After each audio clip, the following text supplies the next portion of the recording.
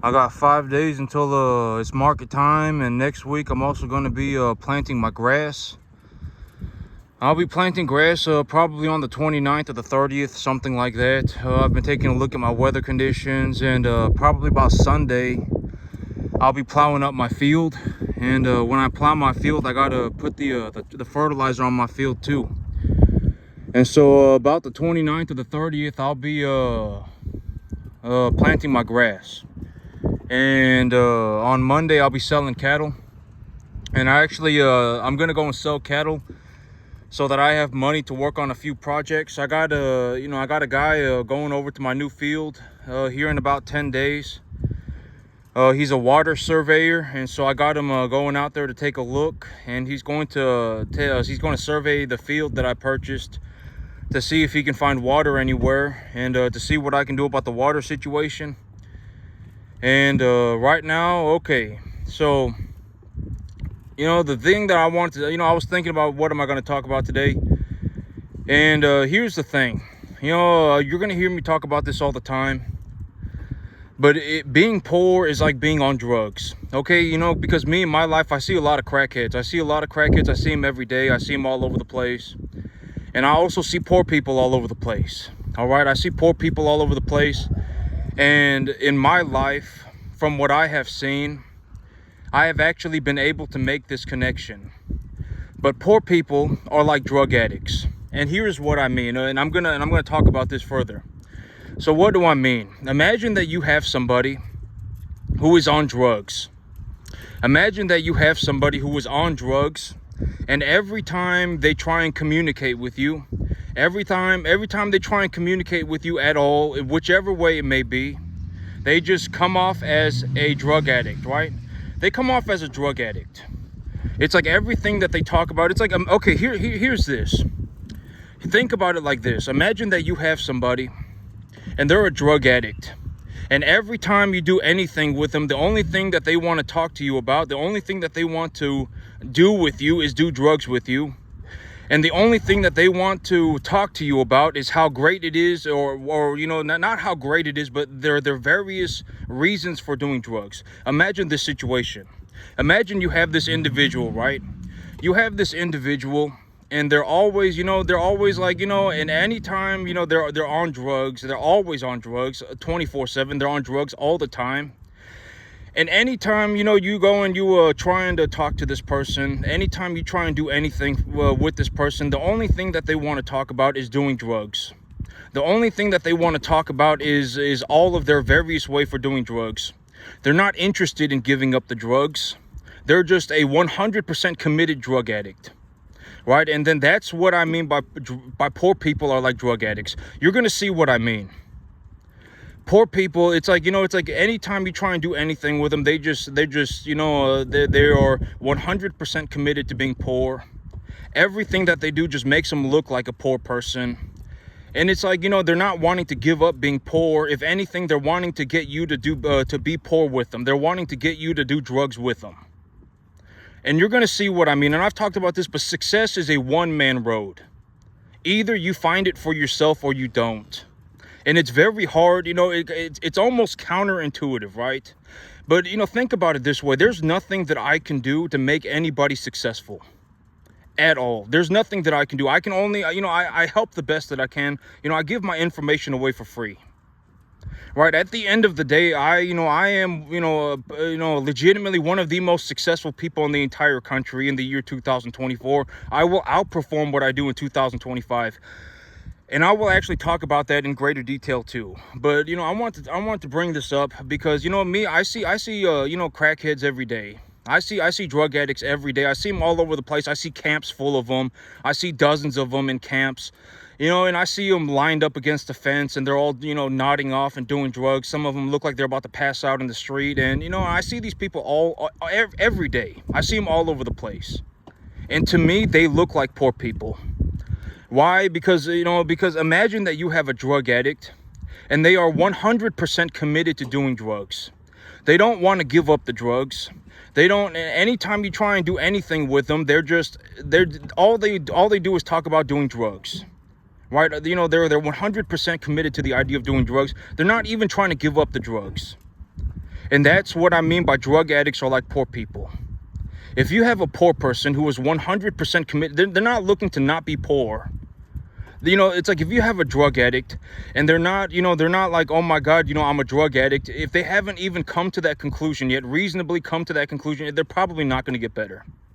And I know that that sounds horrible, but I mean, just make, you know, that I've actually made the connection, you know, because I see these people all over the place all the time. And I see a lot of poor people all the time too. I mean, a majority, you know, I can almost guarantee it. If you could put me anywhere, you could put me in the middle of Costco, you could put me in the middle of Walmart, it doesn't matter. If we took a majority of people and had an honest to God conversation with every person, almost everybody would be on the verge of imploding or just not doing well. All right, I guarantee it. All right, and so, you know, being poor is like being on drugs. 100%. And if you actually meet a poor person, which it's not hard, I mean, I can guarantee you can put me anywhere. You can put me anywhere, and within, 30 seconds of me, it's like this person actually came off as a poor person. You know, when I talk to this person, I can actually tell that they're poor, right? You know, in their mind, the world is Disneyland. The world is a La La Land adventure. They haven't, and it's like if I really went into great detail about, what's going on, it's not going to be good. Right? And I'm not saying this like, I'm not saying this to kick you while you're down. I'm saying like me, even if I had no money, I still would not be poor. Realistically, I could do all of this again in less than a year. Right? I mean, if I was broke, I would be broke for about 6 months. It wouldn't be hard. Right? I mean, I would legitimately have everything back in 6 months. Why? Because, at the end of the day, I wouldn't be poor. I would just be broke. And being broke is easy. It's not like being on drugs. If you're on drugs, chances are you are going to die on drugs. All right? And I'm telling you that is how it is. And if you don't believe me, go out into the world, go into a Walmart, go into a Costco and take a good look around. It doesn't matter where you go. Almost everybody is poor. Almost everybody. And in terms of me, and I've always said you should just consider the results for what they are. My results are that I made it to the top 0.00001 percentile of the entire U.S. economy in the year 2024. And here's another way to look at it. I've been talking about my business plans. I've been talking about the quality of my assets. What do I see when I take a look at my assets? What's an objectively correct plan, et cetera, et cetera. But here's the thing. And I'm gonna offer this example because if you're having difficulty understanding the money, I've always said that cash is not the only way to make money. All right. In reality, what you're looking for is an asset. You really want an asset, and you want that asset to be tax deductible. And when it really comes to a high level of investing, you want to be able to appreciate the asset yourself knowledgeably and profitably. That's the end game. It doesn't matter how you do it. Imagine that you work at a company and they offer you a 3.5%, a 5% match on your retirement. Well, then that's a way to appreciate your money. Because if you put 5% of your salary into the retirement plan, then they matched it 5%. You just doubled your 5% immediately. You just appreciated that immediately. Right? So it doesn't matter how you do it, but you want to have a realistic idea for growing your money. You want to be putting money into something that is as valuable as the money itself. And you want to be growing the value of the money. That's the big idea. And you want to do it knowledgeably. And at the end of the day, you want to be knowledgeable about it. Oh, if I put 5% of my money into this retirement program, my employer is going to match that 5%. Then you've appreciated your money because you put 5% of your money into it and then your employer matched it, which doubled your money. It doesn't matter how you do it, but you want to have a way to essentially knowledgeably appreciate the value of your money profitably. And if you're having difficulty understanding this in terms of money, then let's talk about it in something else. Let's talk about it in terms of cattle. I've already talked about the big idea for my cattle is that when I put them on this diet, There are various diets that I use, right? There are various diets that I use. And when I utilize these various diets, almost always the average gain on my animals about 75 pounds a month. I actually had an 820 pound animal one time, and I managed to put about probably about 100. I managed to put about 100 pounds on him in a month. I put a little bit more weight on him a month, and as the animals get bigger, they'll eat more, and so it's easier to put weight on them, etc., etc. And so, but when my animals are this size, on the average, they put on about 75 pounds a month, right? That's the long-term average. That is from the information that I have collected. This is not some la-la land adventure. All right, when I talk about these things, you have to understand that it's coming from a perspective of somebody who is actually doing this all day, every day. All right, and I legitimately managed to get to the very top of the entire U.S. economy doing this. All right. So when I feed my animals, on the average, they make about 75, they put on about 75 pounds a month. So if I have an animal that I bring in at 200 pounds, and think about it this way, I was talking about the quality of my assets right now. Even if I take a look at the quality of my assets and I think about, are my assets net positive? They are probably net positive. How much do I think that they're net positive? Probably about 15, 20 grand. So if I, I've always said that my method of appraising a large herd of animals is what the lowball method, right? If the feeder cattle market is sitting at 245 for an 800 pound animal, and my animals are an average weight of 800, or excuse me, if my animals are an average weight of, if my animals are also an average weight of 800, but they're not an average weight of 800, their average weight is probably about 450, 500, and I use the lowball method, what is the number that I'm going to use? Right, about 250. I was talking about this the other day, but it's about 215 a pound. I would anticipate that I'm going to make about 215, 2.25 a pound on the mass of on the majority of these animals.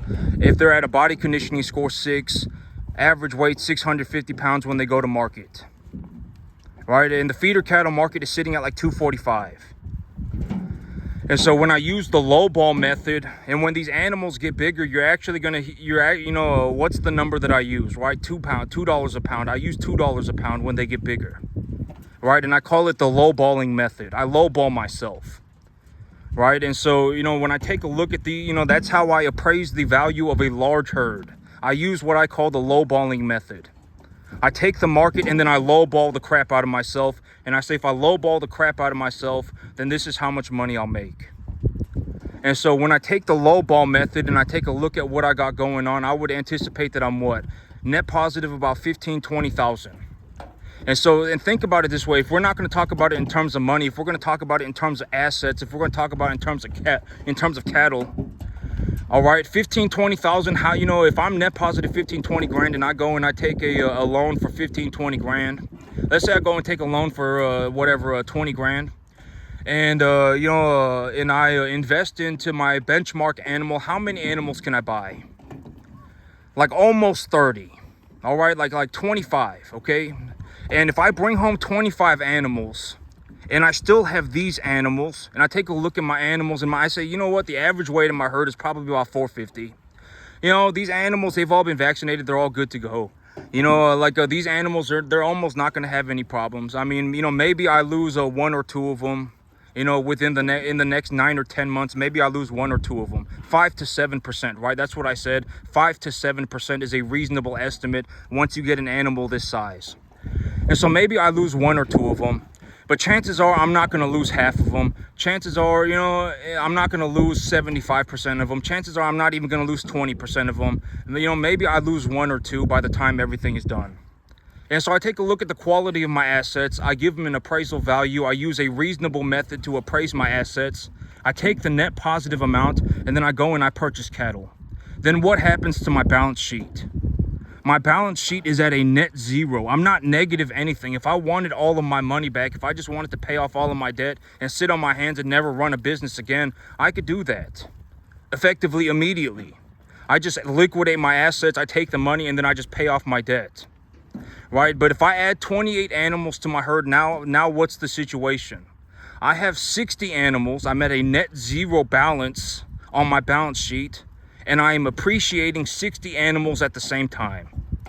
then my income skyrockets, right? I'm not making cash, but what's happening? My assets are going up in value, and I am actually knowledgeably appreciating them, right? I am increasing the value of my assets knowledgeably myself, right? I'm able, if you gave me this asset, or if I have this asset, I am able to increase the value of the asset by more than the money that I put into it. And I'm also able to do it knowledgeably. I can do it repeatedly, right? I can do it until the end of time. All right, it doesn't matter what kind of animal you give me, right? If it's a Holstein, maybe I pay $1.50 a pound for it, $1.60 a pound for it, a Holstein steer at 800 pounds, or it doesn't matter, right? I mean, I appraise the animal. I say this animal is worth this much money because of this reason, and the reason is objectively correct. All right, and this is how much I'm gonna budget for this animal, right? And then I bring home the animal, I raise that animal, and then boom, I feed it this, I give it this diet. I've 5,000 check the diet, make sure the diet is correct, right? I've done all these things, and then I feed the animal. And when I collect information from the long term, from what I have done in the past, my animals will put on this much weight if I give them this type of food, if I etc., right? And so it's like, think about it like this. Think about it in terms of forward thinking. So let's say that you take a look at this herd, right? Like, take a look at this herd, right? A majority of these animals, actually all of these animals right here, all of them right here, in terms of the ones that are in the camera, these are all number 1 to 1.5 type medium large frame animals. All of them are. They're all effectively beef animals, right? And so when I take a look at these animals, body conditioning score 6, and if you're having difficulty understanding the money, then let's talk about it in terms of cattle. So I take these assets, I've always said that the end of the tax year is April, right? The end of the tax year is April. So I effectively have about 5.5 months. I have about 5.5 months to, go and do, go and operate my business. And I can file my taxes effectively anytime between February or January, or February and April. And so, when I take a look at the quality of my assets, where do I see my assets, or where do I think my assets are going to be in February? Where do I think my assets are going to be in April? In reality, when I liquidate these animals, with the market average weight, target weight being 650, I've always, I was talking about my business plan right now is to get a target weight of 650, right? The target market weight is 650. A body conditioning score target is 6 and 7. And so when I take a look, and at the business plan, and I consider that for what it is, every time that I sell one animal, I effectively make enough money to buy 2 animals. That's about how the numbers work out. It's not 2 1/4. If I took these animals up to 850, then I would probably make enough money to buy about 2.5 animals. But if I sell them at 650, maybe I make enough money to buy 2 animals. Maybe I make enough money to buy about 2 1/4 animals. So I'm effectively doubling my herd. Every time that I sell one animal, I actually make enough money to buy more than 2 animals. And and we're gonna utilize cattle as a representation for money instead of using cash. So if I have 120 animals, right, and when I take a look at everything that I got going on, I'm gonna have about 100 to 120 animals, right? By about April, that's what I've been saying. That's what I anticipate. I will have about 100, 120 animals. And so that's the beginning of the tax year. I have 100, 120 animals. If I have 100 or 120 animals and I raise that animal, I raise those animals for 10 months. When I sell those animals, I will have enough money to purchase, whatever, right? 250 animals. But okay, think about it in terms of a realistic sense. Let's say I have 120 animals and I utilize the numbers that I've been giving, right? What's a reasonable death loss for a stocker calf business? Not according to me, but according to the studies that I posted and everything, it's about 15 to 20%. If you get in the stocker calf business, you're going to lose about 15 to 20% of your animals if you're buying them at 200 pounds. And because there's a lot of reasons for that, right? Chances are you're not buying somebody's best calf. I mean, somebody might be, a lot of people sell their cattle if they're having problems with it. Chances are, the animal is still relying on the mother to get antibodies, right? I was talking about this, but calves, you know, they actually get antibodies from the mother until they're about 5 months old by drinking the milk.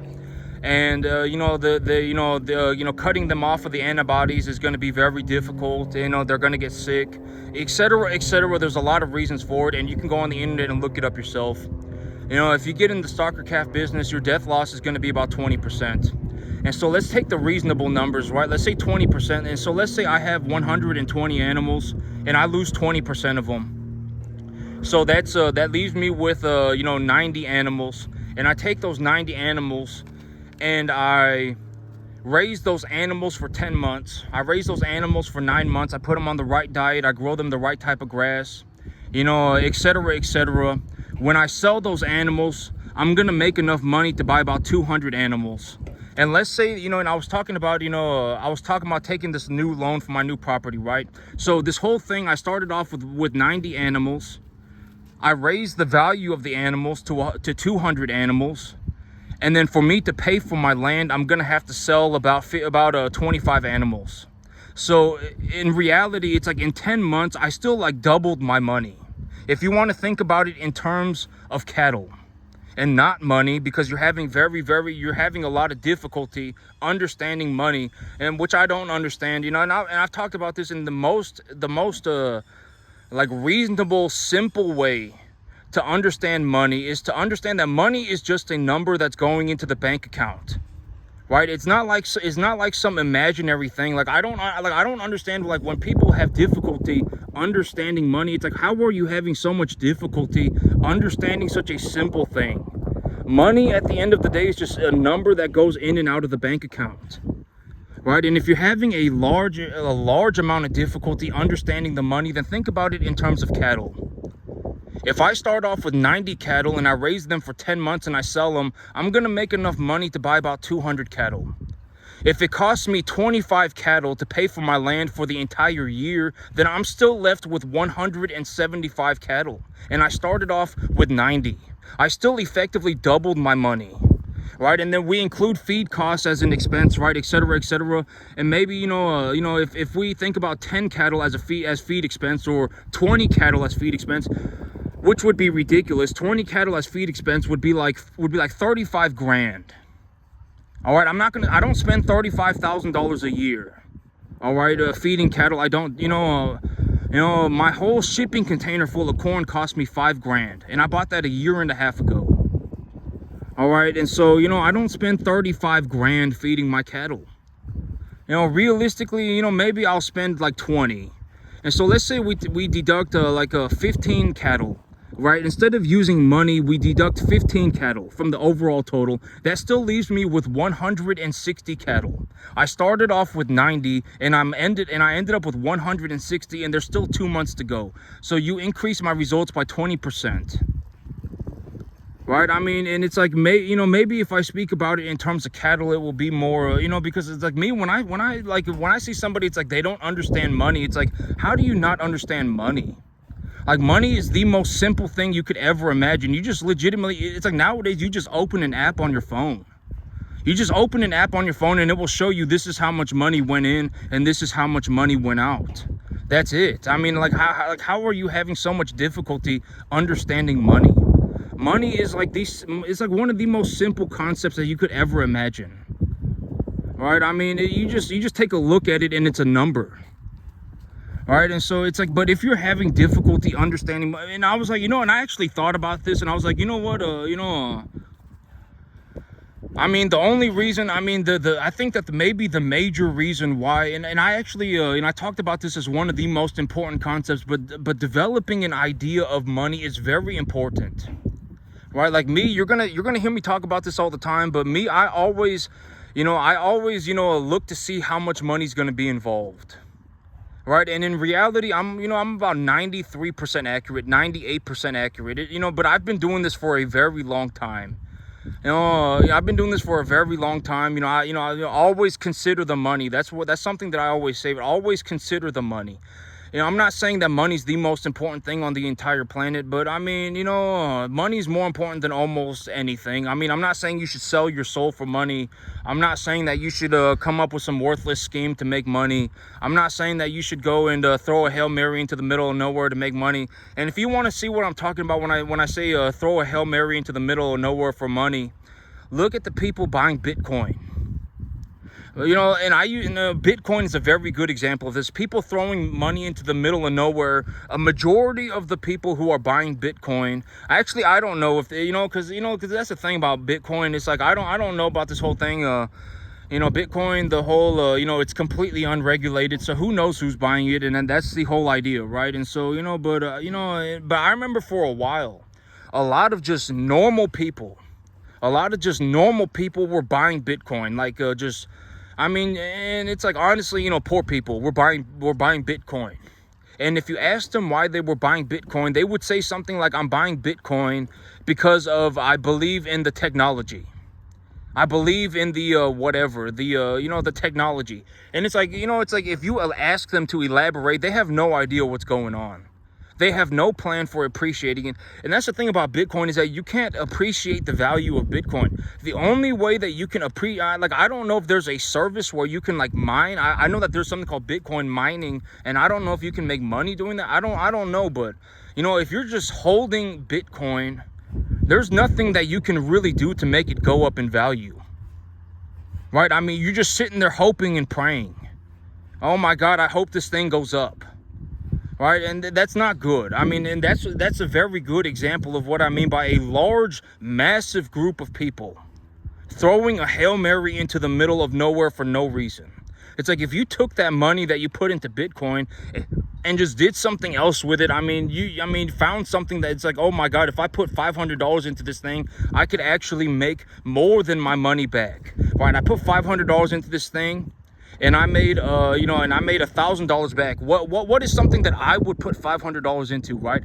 You can plant and fertilize 5 acres of hay for $500. For me to plant all of my acres, I got maybe about 9.5 acres. For me to plant my 9.5 acres and to fertilize it properly, it's going to cost about $1,000. So if you had $500, you could plant half a field of hay. You could plant 5 acres of hay. Right, and then if you did that, it's like you put $500 into it and you got $1,000 back.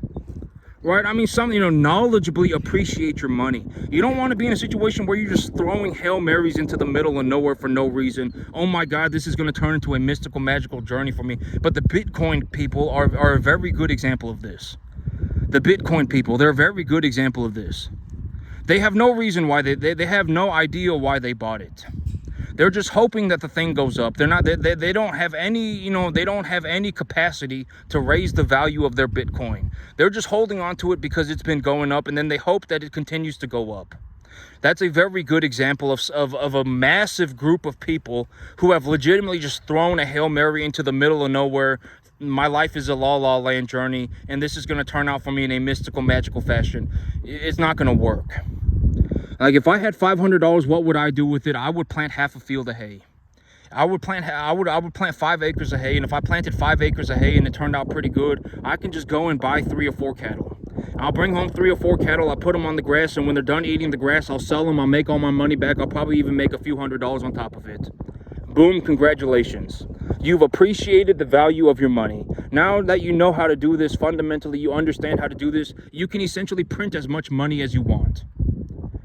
All right, and I talk about this all the time. It doesn't even matter if you can only knowledgeably appreciate an asset by 10%, even if it's 10%, even if it's, you don't want to go down to 5%, but if you can appreciate the value of an asset even 10% knowledgeably, and you can do it knowledgeably, like you actually know how to do it, then you can essentially print yourself as much money as you want. As much money as you want. And here's a way to look at it, because I always say that, I'm not only making money, I'm also retaining equity in the investment, right? I'm also retaining equity in my investments. And here's a very realistic way to look at it. Let's say that you have a rental home that is worth $250,000, right? It's worth $250,000 and it's making you $20,000 a year. You're not just making $20,000 a year, you also have a rental property that is worth $250,000. If you wanted the money out of that rental property, you could just sell the thing and have your money back. Do you really want $250,000? I mean, I would suggest that you don't. Right? Like, even me, it's like, do I want to sit around with $400,000 in my bank account? Not really. There's no reason to do that. Why would I want to sit around with $400,000 in my bank account? It's not going to do anything. The 400 grand, it's like, what are you going to do? Retire? I mean, 400 grand is a minuscule amount of money. It is a minuscule amount of money. I mean, what are you going to do? Retire? Right? I mean, what are you going to do? Go walking off into la la land? 400 grand is not going to do anything. It is a minuscule amount of money. All right? And so it's like, but it's like, if you're having difficulty understanding the money, and I thought about this and I was like, maybe it's just, I don't know what's, maybe it's like you've never considered it, but I would highly suggest considering the money. You have to learn how to look at money. And at the end of the day, money is very easy. It is a number that is going in and out of your bank account. And once you understand that, you also should probably understand that cash is not the only way to make money. In reality, cash is the hardest way to make money. If you have assets that are tax deductible, that you can knowledgeably appreciate, then you will end up in a situation where you can essentially print your own money. You can print as much money as you want. Not only are you making whatever, $500,000 a year, you also have a herd that is worth $1 million. You also have real estate that is worth $1 million. You also have equipment that is worth another $250,000. And you're also making, a $400,000 a year on top of that. All right, that's more of a realistic way to look at it. You're not just making money. You also have investments. And if those investments, in reality, you want to be in a situation where your investments are equitable, they're tax deductible, and they're also producing you a positive return. And if you can knowledgeably do this, you can essentially print yourself as much money as you want. That was how I did it, and I'm not the only person that did it this way. Everybody does it like this. It doesn't matter. Almost everybody does it like this. It doesn't. If you put 1,000 of the richest people in the room, 990 of them are going to be doing it like this. They collect assets that are valuable. The assets give them a positive return, and the assets are equitable. Right? That's legitimately how almost everybody has done it. I've talked about it, but I didn't just magically come up with this on my own. All right, this is actually how I did it. And when I did this, I legitimately managed to get into the top 0.00001 percentile of the entire U.S. economy running commercial cattle on a 10.5 acre field in the year 2024. In the year 2025, I'm even going to do better. And if you're having difficulties understanding the money, for whatever reason you just cannot understand the money, then think about it in terms of the cattle. All right, think about it in terms of cattle. I will be net positive like probably 120 animals. Net positive 120 animals within 1 year. And if I am net positive 120 animals, okay, so it's like I started off with 90. I have whatever, I have a 200. Right, and then, I'm net positive, and then I got 2 months left to go, and so I consider that 20%, and then I subtract 15 cattle to pay for my land. I will be net positive like 120 animals. And if I have 120 animals and they're essentially like this, right, the animal, maybe 5 to 7% of them are going to end up dying before it's all over. Maybe 5 to 7% are going to end up dying. Right, and they look like this. And I need to go to the bank and take a loan to purchase more cattle so that I don't end up in a situation where I have to pay half of my money in income tax. I was talking about this, but I got to talk to my CPA about this. But if you purchase cattle and you're holding on to them until the next year, you can only deduct half the cost. That's from my understanding. So if I have 120 cattle and I take a loan to negate my my income tax burdens, and and I need to purchase 200, so I end up with 250 cattle. I'm at a net zero balance. I'm at net zero. I'm not even negative anything. I'm just at a net zero. If I wanted to, I could liquidate my assets and pay for all of my debts and just sit here on my hands and never run a business again, if that's legitimately what I want to do. Right? And now I'm at a net zero balance, and I have 250 animals being appreciated at the same time. And if you compound that over a few years, it turns into a massive amount of money. That was how I generated such a massive amount of money. I compounded my earnings. I just took my earnings and I reinvested them.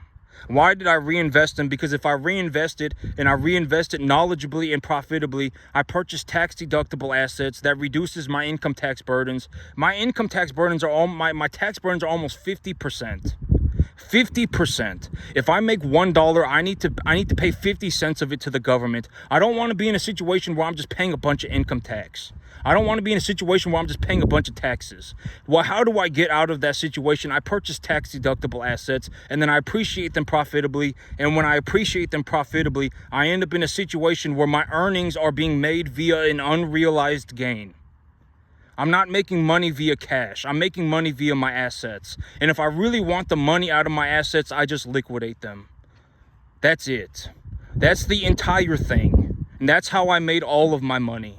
That's legitimately how I did it. I've been talking about this for a long time, and I'm not the only one that makes it like this. If you want to sit there and go, then, nobody cares. Throw yourself into a hole.